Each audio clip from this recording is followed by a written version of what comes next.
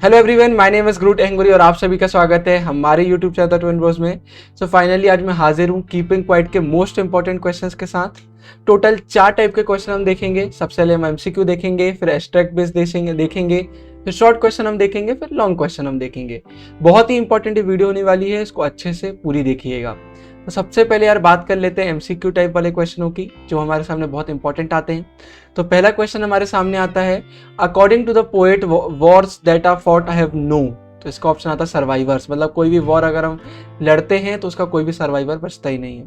Question number 2 आता है, without rush without engines refers to. तो इसका मीनिंग है नो नॉइस।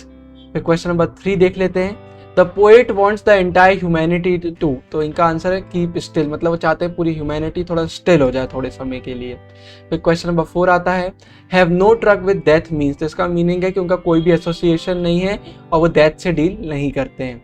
फिर क्वेश्चन नंबर 5 आता है, the poet advocates the balance of nature to be. उनका कहना है कि भाई जो बैलेंस है नेचर का उसको मेंटेन होना चाहिए, उसको मेंटेन करके रखना हमें चाहिए। फिर क्वेश्चन नंबर 6 आता है, the types of wars the poet talks about are. तो वहाँ पर कौन कौन सी वॉर्स के बारे में पोएट ने बात करी है, green Wars, Wars with gas, Wars with fire. तो ये इसका आंसर आता है। फिर क्वेश्चन नंबर 7 आता है, fisherman in the cold sea would not harm. तो जो फिशरमैन है वो व्हेल्स को हार्म नहीं करेंगे। फिर क्वेश्चन नंबर 8 आता है, what kind of movement would it be when everyone is silent. तो वो एक ऐसा मूवमेंट रहेगा, एकदम एक्सोटिक मूवमेंट रहेगा। बहुत इंपॉर्टेंट ये क्वेश्चन, इसको याद रखिएगा। फिर क्वेश्चन नंबर 9 आता है, the poet appeals to the reader to keep quiet for 12 seconds. ये भी एक इंपॉर्टेंट क्वेश्चन है। फिर क्वेश्चन नंबर 10 आता है, what can human being learn from nature. तो हम नेचर से सीख सकते हैं वर्किंग विद साइलेंस। फिर क्वेश्चन नंबर 11 आता है, how will silence benefit the man and nature. तो इसका आंसर है, man will stop hurting nature and both will heal themselves. तो ये आंसर आता है इसका। फिर क्वेश्चन नंबर 12 आता है, while gathering salt what will happen to the man if he keep silent for a moment. तो अगर सॉल्ट जो गैदर करते हैं वो अपने आप को थोड़ी देर साइलेंट रखेंगे तो he will think of the harm the salt is doing to his hands. वो देखेंगे कि ये सॉल्ट की वजह से उनके हाथों में क्या, उनके हैंड्स में क्या हार्म हो रहा है। क्वेश्चन नंबर 13 आता है, why is the poet asking everyone not to speak any language. तो इसका आंसर है, to avoid conflicts and misunderstandings. Question number 14 देख लेते हैं, what does the poet want people to do. तो poet want people to be silent and motionless. Question number 15 आता है, what is always alive even when everything seems to be dead और स्टिल। बहुत important ये क्वेश्चन है। तो earth and nature are always alive, मतलब अर्थ एंड नेचर हमारे हमेशा अलाइव रहते हैं, जबकि हमको ऐसा दिखा जाए कि एकदम स्टिल है ये, लेकिन फिर भी उनमें एक जान होती है कहीं ना कहीं। फिर क्वेश्चन नंबर 16 आता है, what should not be confuse with total inactivity और डेथ। तो इनका कहना है, स्टिलनेस और साइलेंस को हमें ये नहीं बोलना चाहिए कि टोटल इनएक्टिविटी या डेथ की बात कर रहे हैं पोएट, उनका ये मीनिंग बिल्कुल भी नहीं है। फिर इसके बाद क्वेश्चन नंबर 17 आता है, what is the essence of message of the poem. तो introspection and retrospection to be more peaceful and be in harmony, ये हमें एक मैसेज मिलता है इस पूरी पोएट्री से। फिर क्वेश्चन नंबर 18 देख लेते हैं, what does hurt hand refer to. तो इसका मीनिंग है growing insensitivity of man to pain. बहुत इंपॉर्टेंट ये भी एक क्वेश्चन आता है। तो इतने ही हमारे एमसीक्यू आते हैं। ये जितनी भी इंग्लिश की पूरी जो सीरीज आई है आईएमपी की, बहुत ज़्यादा इंपॉर्टेंट क्वेश्चन है। मतलब मैं ये भी आपसे बोल सकता हूँ कि अगर आपने इनको चैप्टर पढ़ने का अच्छे से कर लिया तो आपके इंग्लिश में हमारे लिटरेचर वाले सेक्शन में तो मार्क्स बिल्कुल नहीं कटने वाले हैं। तो अच्छे से इसको पूरा देखिएगा। अब हम आरटीसी देख लेते हैं, हमारे आरटीसी कौन से इंपॉर्टेंट आते हैं। तो यहाँ पर पूरा मैं फिर से बता देता हूँ, पूरा नहीं पढ़ रहा हूँ, फालतू में टाइम वेस्ट नहीं करना है हमको। So now we will count से लेकर हमारा आर्म सो मच वाली जो लाइन आती है इसके आरटीसी हम देख लेते हैं। पहला क्वेश्चन आता है, what is poet's request to the readers here. तो both A and B, to keep still, count up to 12। फिर बी क्वेश्चन आता है हमारा, what does the expression not speak in any language suggest. तो इसका meaning all of the above, people all over the world speak in different languages, maintain calm and remain quiet. तो ये पूरे option यहाँ आते हैं। फिर आता है, what does the poet hope to achieve by keeping quiet. तो इसका आंसर है both B and C, get an opportunity to introspect, to get a feeling of togetherness. तो ये दोनों इसके आंसर आते हैं। फिर हमारा फोर्थ आता है, what does the poet want us not to move our arms. तो इसका भी both A and C, A हमारा introspection requires stillness, no physical activity, और C it also means stopping all kinds of violence. तो दोनों इसके answer आते हैं। फिर अगला आरटीसी देख लेते हैं, it would be an exotic movement without rush से लेके हमारा सडन स्ट्रेंजर्स वाली लाइन आती है। इसमें क्या दिया हुआ है, तो which movement has been described as exotic. बहुत इंपॉर्टेंट है, when everyone is still and quiet, ये मूवमेंट को एक्सोटिक बोला गया है। फिर आता है why according to the poet the movement will be exotic, या एक्सॉटिक क्यों रहेगा? It will foster peace and brotherhood, ये पीस और ब्रदरहुड को कहीं ना कहीं प्रमोट करेगा। फिर explain without rush without engine, तो इसका all of the above answer आता है। Presently everyone seems to be in a hurry, made noise of engines coming from different types of vehicles, everyone is involved in multiple activities to for material gains, तो ये all of the above इसका answer आता है। फिर आता है which figure of speech is used in the last line of the stanza, तो last line में यूज किया गया है alliteration, sudden straightness, SS, alliteration का यहाँ पर यूज किया गया है। फिर अगला देख लेते हैं RTC, those who prepare green war से लेकर डूइंग नथिंग तक जो आता है। तो पहला क्वेश्चन हमारा है the types of war the poet talks about are green wars, war with gas और फायर। हमने इसको एमसीक्यू में भी देखा था। मैं हमेशा आपसे बोलता हूँ एमसीक्यू हो गए, आरटीसी हो गए, क्वेश्चन बहुत सेम रहते हैं, इसलिए बहुत इंपॉर्टेंट रहते हैं, और हम वही डाल रहे हैं जो पिछले 10 सालों में बहुत बार आए हैं, तो बहुत इंपॉर्टेंट है। फिर आता है what does the poet mean by green wars, war against environment. फिर आता है explain the phrase victory with no survivor, मतलब इतने सारे लोगों की डेथ हो जाएगी इससे कि विक्ट्री सेलिब्रेट करने के लिए कोई बचेगा ही नहीं। ये भी हमने एमसीक्यू में देखा था कि कोई सर्वाइवर नहीं बचेगा। फिर आता है what does the expression put on clean clothes imply, इसका both A and B, leave the evil ways और to make peace with fellow human beings, दोनों इसके आंसर आते हैं। तो ये आता है आरटीसी।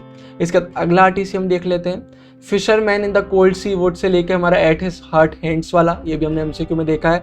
तो what does the poet expect of the fisherman, तो उनका ये है कि भाई due to introspection he abandons killing whales, introspection करने का तो वो वेल्स को मारना आप छोड़ देंगे। फिर how keeping quiet is going to help the man who works as salt gatherer, तो फिर इसका सिंपल है कि he will get time to take care of his wounded hands, उनके जो वुंडेड हैंड्स है उनकी केयर करने का टाइम मिल जाएगा। फिर what does the expression hurt hands mean, तो इसका सिंपल है ए एंड बी। ए आता है destruction that humans have caused to themselves, और बी आता है destruction caused to environment in pursuit of man's selfish needs, तो बोथ ए एंड बी इसका आता है। फिर what figure of speech has been used in the first line of the stanza और in the word cold sea, तो यहाँ पर transferred epithet का यूज किया गया है। फिर से बोल रहा हूँ, अगर आपको फिगर ऑफ स्पीचेस पर वीडियो चाहिए तो जरूर हमको बताइएगा। इसका अगला आरटीसी देख लेते हैं, if we were not so single minded से लेके आरसेल्फ विद डेथ वाली जो लाइन आती है इसमें क्या आता है। तो पहला क्वेश्चन आता है what does the expression single minded here refer to, whole heartedly involve in material pursuit, इसका आंसर आता है। फिर why does the poet want us to do nothing for once, इसका answer both A and B है। A आता है to put our mind at peace, और B आता है इंट्रोस्पेक्ट एंड सेल्फ इंट्रोस्पेक्ट, तो दोनों ऑप्शन इसके आते हैं। फिर इसके बाद आता है what is the sadness that the poet refers to in the poem, तो इन द पोएम उनके कौन सी सैडनेस रेफर कर रहे हैं, sad due to not understanding. फिर क्वेश्चन नंबर 4 आता है how can huge silence help human being, तो all of the above, everyone is quiet for few moments, people at peace to analyse their deeds and misdeeds. फिर तीसरा आता है get time to introspect and जज their action, इसलिए all of the above इसका answer आता है। फिर इसका एक और आरटीसी हम देख लेते हैं। आरटीसी ज़्यादा मैं डालता हूँ क्योंकि भाई आरटीसी हर बार चेंज होते हैं। अगर आप 10 साल की बात करेंगे तो कई बार ये आता है, एक ही चैप्टर में बहुत सारे निकलते हैं, इसलिए हम पूरे डाल देते हैं क्योंकि सारे ही इसके इंपॉर्टेंट होते हैं। जो इंपॉर्टेंट नहीं भले उनको हम छोड़ दें, लेकिन जितने भी इंपॉर्टेंट है जो 10 साल में है वो बिल्कुल आपको यहाँ मिलेंगे। तो आरटीसी अगर आप यहाँ से कर रहे हो तो फिर कोई बात ही नहीं बचती है कि आपके इसमें मार्क्स कटने वाले हैं। What I want should not be confuse से लेके हमारी ट्रक विद डेथ वाली जो लाइन आती है, तो about which confusion the poet is referring to here, तो यहाँ पोएट कंफ्यूजन की बात कर रहे हैं। Keeping still means total inactivity, ये कंफ्यूजन नहीं होना चाहिए। सेकंड क्वेश्चन आता है what is life about according to poet, तो पोएट का मानना है gainfully occupied with time to analyse and introspect. इसका थर्ड आता है what should not be confuse with total unproductivity, practising to keep still and quite. उनका कहना है कि जो हम ये प्रैक्टिस कर रहे हैं स्टिल और क्वाइट रहने की, इसको टोटल अनप्रोडक्टिविटी नहीं समझना चाहिए। फिर explain no truck with death, तो इसमें बोथ बी एंड सी आता है। बी आता है no association with death as life is to be lived fully, भाई जिंदगी तो जीने के लिए, तो उसको डेथ से एसोसिएट नहीं करना चाहिए।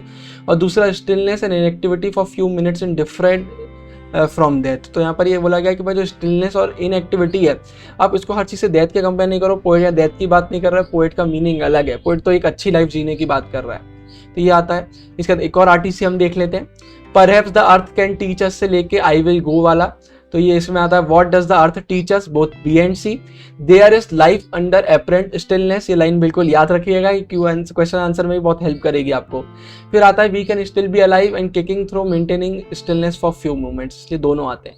एक चीज़ बीच में और बोलना चाहूँगा, जितनी भी यहाँ पर पोएम्स आती हैं इनकी कुछ लाइनें आपको पता होनी चाहिए, तो आपका आंसर में आपको लिखना ज़रूरी हो जाता है। जैसे लाइफ अंडर एपरेंट स्टिलनेस, एक इंपॉर्टेंट लाइन इसकी आती है। फिर नो ट्रक विद डेथ वाली आ जाती है, क्योंकि कई बार ऐसा होता है लॉन्ग आंसर हो गया या 2 मार्क्स वाले हो गए, वहाँ पर आपसे पूछ लिया जाता है थोड़ा बहुत, इसलिए पूरी नहीं बट थोड़ी बहुत आपको आनी चाहिए।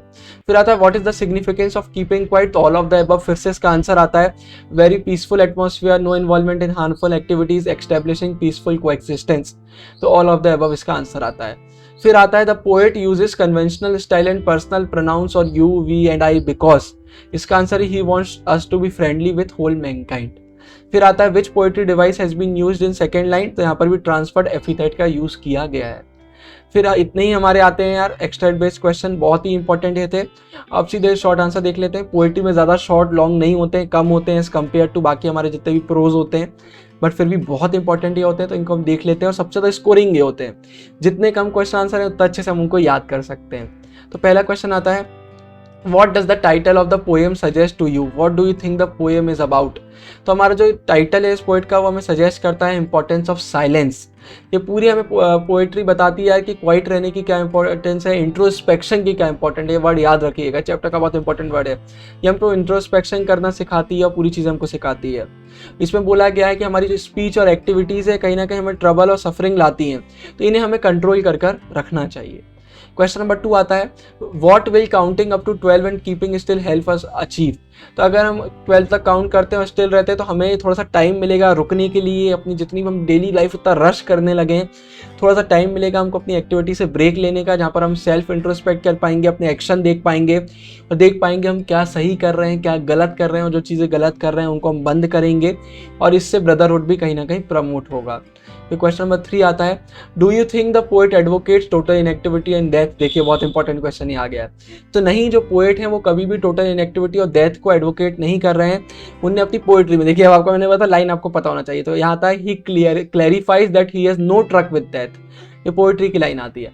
उनका बिल्कुल भी वो नहीं बोल रहे हैं कि वो इनसे कुछ उनका एसोसिएशन है। उनका ये कहना है कि भाई ज़िंदगी तो पूरी जीने के लिए होती है, इसको फुलेस्ट हमें जीना चाहिए, लेकिन वो ये चाहते हैं बस कि इनह्यूमन और डिस्ट्रक्टिव एक्टिविटीज़ बंद हो जानी चाहिए। फिर क्वेश्चन नंबर 4 आता है what symbol from nature does the poet invoke to say that there can be life under apparent stillness, फिर से लाइन आ गई है। तो यहाँ पर पोइट ने क्या किया है, नेचर को यूज़ किया है एक्सप्लेन करने के लिए कि एकदम एपरेंट स्टिलनेस के बाद भी लाइफ हो सकती है। इसका हमने एग्जांपल सीधे अर्थ का दिया, हमने बोला जब हमें हर चीज़ ऐसी डेड दिखाई देती है तो बाद में हमें प्रूव होता है कि यार वो जिंदा है। अर्थ सीधा सीधा एग्जांपल है।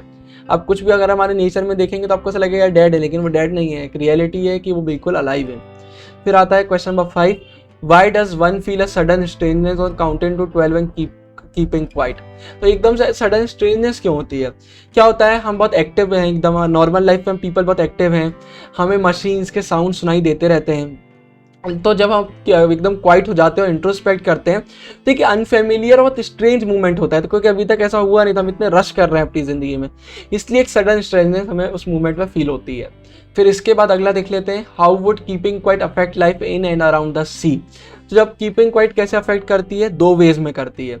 सबसे पहला है कि जो फिशरमैन है वो थोड़े समय के लिए भाई वेल्स को नहीं मारेंगे, उसका जो सॉल्ट गैदरर्स है अब उनको थोड़ा टाइम मिल जाएगा अपने हार्ट, जो उनके हैंड्स हर्ट हो चुके हैं उनको हील करने के लिए, तो 2 यहाँ पर चीज़ें आती हैं। फिर क्वेश्चन नंबर 7 आता है how will keeping quiet protect our environment, तो कीपिंग क्वाइट है वो उससे हमें क्या होगा, हमें इंट्रोस्पेक्ट करने के लिए वो सिखाएगी, उससे ब्रदरहुड और पीस प्रमोट होगा, जितनी भी डिस्ट्रक्टिव एक्टिविटीज़ है वो बंद हो जाएंगी, हम समझेंगे कि भाई क्या इंपॉर्टेंट है क्या नहीं है, हमें इन्वायरमेंट की वैल्यू समझ में आएगी, जो हम इंसान इन्वायरमेंट को डैमेज करते जा रहे हैं वो करना हम बंद करेंगे, क्योंकि ओवरऑल हमें उसकी वैल्यू समझ में आने लगेगी।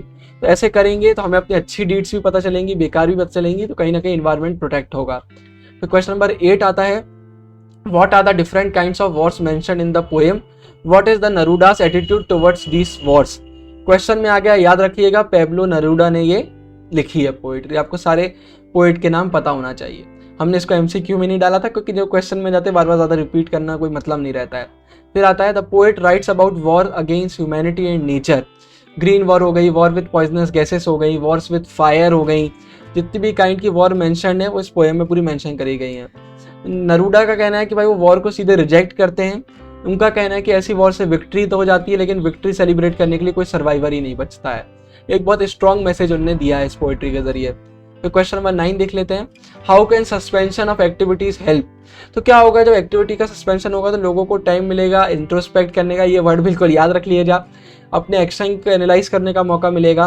इसकी वजह से वो अपनी जितनी प्रॉब्लम है, कॉन्फ्लिक्ट है, उनको सॉल्व कर पाएंगे और नई अंडरस्टैंडिंग डेवलप करेंगे, जिससे पूरे डिस्ट्रक्टिव वे खत्म हो जाएंगे और ब्रदरहुड ऑफ पीस प्रमोट होगा।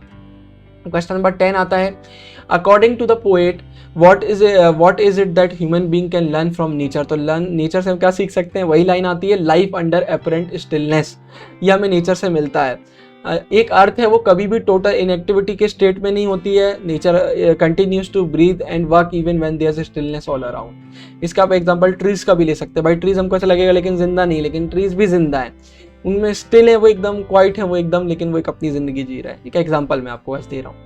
फिर अब इतने ही हमारे आते हैं शॉर्ट, अब लॉन्ग देख लेते हैं, लॉन्ग आंसर टाइप क्वेश्चन पूरे देख लेते हैं, ज़्यादा नहीं है ये। पहला क्वेश्चन आता है, analyse the importance of the dramatic count to 12 in keeping quiet. ये 2 मार्क्स में भी आता है, बहुत इंपॉर्टेंट है भाई उन्हें 12 तक का काउंट करने का क्यों बोला है।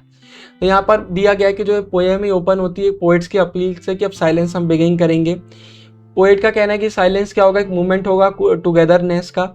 फिर उनका कहना है कि पोएट रिपीटिशन करते हैं कि उनकी रिक्वेस्ट है कि वो जब 12 तक बोलेंगे, लास्ट स्टैंजा फर्स्ट स्टैंजा में वो बोलते हैं, तो ये उसकी पूरी बात करी गई पोएट कैसे हम अपने आप को इंट्रोस्पेक्ट करेंगे, सही चीज़ें होंगी और हमें मालूम चलेगा कि हमने क्या क्या गलत अपनी ज़िंदगी में किया, पीस एंड ब्रदरहुड प्रमोट होगा। तो इनका ये पूरा कहना है। फिर पोएट का कहना है कि जब ये ऐसा होगा तो ये मेनली क्या होगा, ऐसे में हमने सॉइल गैदरर की बात करी, वेल्स को मारने वाले फिशरमैन की हमने बात करी, उसके जितनी वॉर्स होती है हमने उनकी बात करी, ये सब चीज़ें बंद होंगी, कहीं ना कहीं एक सही चीज़ें हमारे साथ होने लगेंगी। तो ये पूरा आता है। और अगर हम बात करते हैं 12 की, तो 12 इन्हें क्लॉक टाइम को रिप्रेजेंट किया है, उसको ये बताया गया हमारी घड़ी में से 12, आपने देखा होगा 12 डिजिट्स होते हैं, तो कहीं ना कहीं हमारी रियल लाइफ को रिप्रेजेंट करता है, जो हमारी डेली लाइफ में भाग रहे हैं, अपनी ज़िंदगी जी रहे हैं, टाइम, उसको रिप्रेजेंट करने के लिए इन्हें 12 यहाँ पर यूज़ किया गया है। तो अगर लॉन्ग आंसर में आता तो सबको पूरा लिखना पड़ेगा कि यहाँ पर क्यों बोला गया है क्वाइट रहने के लिए, क्वाइट क्यों मतलब 12 भी क्यों बोला गया है, और शॉर्ट में आता तो नीचे का आप लिख देंगे कि 12 क्यों यूज़ किया गया है। अलग अलग वेबसाइट में अलग अलग इसका आंसर आपको देखने को मिलेगा, लेकिन एक ये भी होता है, कुछ वेबसाइट में तो ये भी दिया कि 12 महीने के लिए यूज़ किया गया है, लेकिन ज़्यादा एक वैलिड यही रहता है हमारा कि भाई वो 12 जो यूज़ किया गया वो हमारी घड़ी के हिसाब से यूज़ किया गया, रियल यही होता है। इसके बाद फिर क्वेश्चन नंबर 2 देख लेते हैं, how is the poet appeal for keeping quiet different from absolute sluggishness. यहाँ पर पोएट का कहना है भाई कीपिंग क्वाइट से उनका मीनिंग है कि इंसान को सेल्फ इंट्रोस्पेक्शन करना चाहिए। उनका कहना है इस मूवमेंट में हमें अपने आप को एनालाइज करना चाहिए, पूरा देखना चाहिए, और ये बिल्कुल नहीं कह रहे हैं कि ये डेथ से रिलेशन है, इनका ऐसा कुछ भी नहीं है। इनका कहना है बिल्कुल ये मत सोचिए कि एब्सोल्यूट इनएक्टिविटी की बात कर रहे हैं, स्लगिशनेस की बात नहीं कर रहे हैं। इनका मीनिंग है कि जब हम थोड़ा शांत होंगे तो हम अपने आप को और अच्छे से पहचान पाएंगे, तो ये इनका कहना है। फिर इनका कहना है कि भाई जो लोग हैं वो बिल्कुल वर्क से ऑब्सेस हो गए, अपने पर्सनल लाइफ में इतना इन्वॉल्व हो चुके हैं क्योंकि इन चीज़ों के लिए टाइम ही नहीं रहता है, इसलिए इन्हें पूरी बात करिए। बाकी वही पूरा आता है कि जब ऐसा करेंगे तो हमें बहुत सारी चीज़ें सीखने को मिलेंगी और एक पीस कहीं ना कहीं प्रमोट होगी, तो ये आता है। फिर क्वेश्चन नंबर 3 आता है, what kind of an imaginary and ideal world does the poet visualise. तो पोएट ने बोला है भाई एक काम क्वाइट ऑफ पीसफुल वर्ल्ड के बारे में उन्होंने सोचा है, जहाँ पर कोई भी वायलेंस नहीं है, सब साथ में रहते हैं, पीस है, साइलेंस है, सब कुछ है, वहाँ पर एक अच्छी दुनिया की इमेजिनेशन करी है। उनका कहना है कि ये जो मूवमेंट होगा ये हमें सेल्फ इंट्रोस्पेक्शन के बारे में एक मौका देगा, अपने इंट्रोस्पेक्ट करेंगे अपने आप को, हमें थोड़ा सा एक मोमेंट ऑफ मेडिटेशन टाइप का ही होगा जहाँ हमें थोड़ी सी नॉलेज मिलेगा, और फिर बाकी पूरा वही सेम टू सेम आंसर लिख देंगे, कौन सी डिस्ट्रक्टिव एक्टिविटीज़ बंद हो जाएंगी, कैसे ब्रदरहुड ऑफ पीस प्रमोट होगा। एक्सप्लेन नहीं कर रहा हूँ क्योंकि पूरा सेम वही हो जाता है। तो ये आता है, तो कहीं ना कहीं अच्छी पोइट्री हमारे सामने आती है जब बहुत सारे वो हमको नॉलेज देते हैं। इसी के साथ यार हमारा ये वाला चैप्टर खत्म होता है। बहुत कुछ हमें इससे सीखने को मिला, बहुत इंपॉर्टेंट चैप्टर है बोर्ड से पर्सपेक्टिव से। पोएट्री से आपको एक एक क्वेश्चन तो देखने मिल ही जाते हैं, और जो मैंने क्वेश्चन डाले पोएट्री के बहुत ज़्यादा इंपॉर्टेंट क्वेश्चन है, इनको अच्छे से पूरा देखिएगा। तो इसी के साथ इस वीडियो को खत्म करता हूँ। अगर वीडियो अच्छी लगी तो वीडियो को लाइक कीजिएगा, चैनल को सब्सक्राइब कीजिएगा। अभी भी कोई डाउट बच जाता तो आप कमेंट में बता सकते हैं, कोई सजेशन हो तो वो भी आप कमेंट में बता सकते हैं। तब तक के लिए साइनिंग ऑफ, गुरु टेंगरिया, बाय बाय।